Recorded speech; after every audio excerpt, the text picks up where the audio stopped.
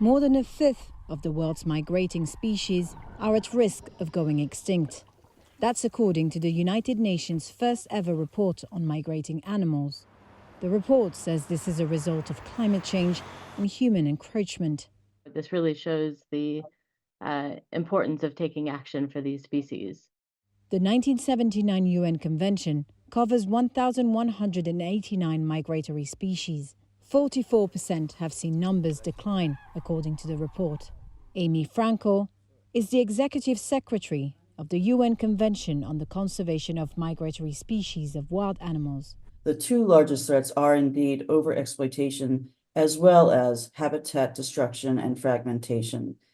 One of the surprises of the report was to find that for some species, in fact, overexploitation is a larger threat. That's the key.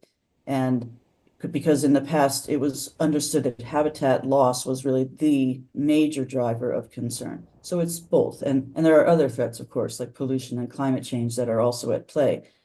But humans pose the biggest threat, with activities such as hunting and fishing impacting at least 70% of the species on the UN list. Habitat loss affected up to 75% of the species, underlining the need for more connectivity between isolated ecosystems. The pressures are also being compounded by temperature changes, which disrupt the timing of migrations. Franco says the report gives a very clear direction about what governments need to do to tackle the threats to migratory species.